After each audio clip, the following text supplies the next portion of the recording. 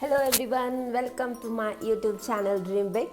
ಇವತ್ತು ನಾವು ಸಿಂಪಲ್ಲಾಗಿ ಬನಾನಾ ತವಾ ಫ್ರೈ ಹೇಗೆ ಮಾಡೋದು ನೋಡೋಣ ಬನ್ನಿ. ರಾ ಬನಾನಾ ಬೇಕಿದ್ದಕ್ಕೆ ಆ್ಯಕ್ಚುಲಿ ಇಲ್ಲಿ ನಾನು ಒಂದು ರಾ ಬನಾನಾ ತೊಗೊಂಡಿದ್ದೀನಿ. ಅದ್ರ ಮೇಲಿರೋ ಸ್ಕಿನ್ನ ಪೀಲ್ ಮಾಡಿಬಿಡಬೇಕು.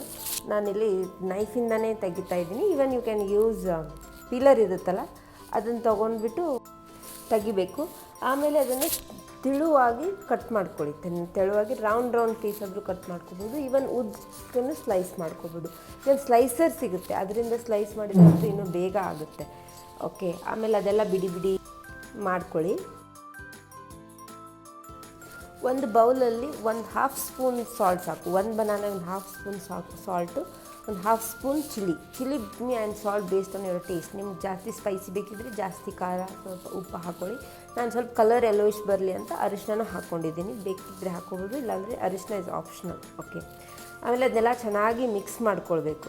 ನಂತರ ತವಾನ ಗ್ಯಾಸ್ ಸ್ಟವ್ ಮೇಲಿಟ್ಟು ಗ್ಯಾಸ್ ಆನ್ ಮಾಡಿ ಒಂದು ಹಾಫ್ ಸ್ಪೂನ್ ಟು 1 ಸ್ಪೂನ್ ಆಯಿಲ್ನ ಹಾಕಿ ತವಾ ಮೇಲೆಲ್ಲ ಸ್ಪ್ರೆಡ್ ಮಾಡಿ.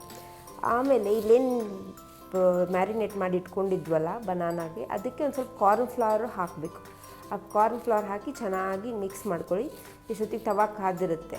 ಓಕೆ, ಆಮೇಲೆ ತವಾ ಮೇಲೆ ಎಲ್ಲ ಸ್ಪ್ರೆಡ್ ಮಾಡಬೇಕು. ನೀಟಾಗಿ ಸ್ಪ್ರೆಡ್ ಮಾಡಿಬಿಟ್ಟು ಸ್ಟಾರ್ಟಿಂಗ್ ಒಂದು 2 ಮಿನಿಟ್ಸ್ ಹೈ ಫ್ಲೇಮಲ್ಲೇ ಬೇಯಿಸಿ, ಆಮೇಲೆ ಮೀಡಿಯಮ್ ಫ್ಲೇಮ್ಗೆ ಇಟ್ಟು ಸ್ವಲ್ಪ ಆವಾಗವಾಗ ಹೊಳಿಸಿ ಹಾಕ್ತಾ ಇರಬೇಕು, ಒಂದು ಸ್ವಲ್ಪ. ಓಕೆ, ಅದು ಚೆನ್ನಾಗಿ ಬೇಯುತ್ತೆ. ಸ್ವಲ್ಪ ಲೋ ಫ್ಲೇಮಲ್ಲಿಟ್ಟು ಸ್ವಲ್ಪ ಬೆಂದಾದಮೇಲೆ ಲೋ ಫ್ಲೇಮಲ್ಲಿ ಇಡಿ. ಆದಷ್ಟು ಲೋ ಫ್ಲೇಮಲ್ಲಿಟ್ಟು 5 ಮಿನಿಟ್ಸ್ ಹಾಗೆ ಬೇಯಿಸಿ. ಕ್ರಿಸ್ಪಿ ಆಗುತ್ತೆ. ಓಕೆ, ಕ್ರಿಸ್ಪಿ ಆಗುತ್ತೆ, ತಿನ್ನೋಕ್ಕೆ ಕುರುಮ್ ಅಂತ. ನೋಡಿ, ಈ ಥರ ಕಲರ್ ಬರಬೇಕು. ಮೇಲೆ ಕೆಳಗೆ ಒಂಚೂರು ಬೆಂದಂಗಾಗುತ್ತೆ. ಇವಾಗ ನೀವು ತಿಂದುಬಿಟ್ಟು ನೋಡಬೇಕು, ಅದರಲ್ಲಿರೋ ಅದು ಏನು ಹಸಿ ಅಂಶ ಎಲ್ಲ ಹೋಗಿರುತ್ತೆ. ಕ್ರಿಸ್ಪಿಯಾಗಿ ಚೆನ್ನಾಗಿ ಬರುತ್ತೆ. It's ready to serve. ಇದನ್ನು ನಾವು ರೈಸ್ ಸಾಂಬಾರು ಕೂಡ ತಿನ್ಬೋದು, ಚಪಾತಿ ಒಟ್ಟಿಗೆ ತಿನ್ಬೋದು, ತಿನ್ನೋಕ್ಕೆ ಸೈಡ್ ಡಿಶ್ ಆಗಿ ಯೂಸ್ ಮಾಡ್ಕೊಂಡು ತಿನ್ಬೋದು. ಟೇಸ್ಟಿಯಾಗಿ ಚೆನ್ನಾಗಿರುತ್ತೆ. ವಿಡಿಯೋ ಲೈಕ್ ಆಗಿದ್ದರೆ ಲೈಕ್, ಶೇರ್ ಆ್ಯಂಡ್ ಸಬ್ಸ್ಕ್ರೈಬ್.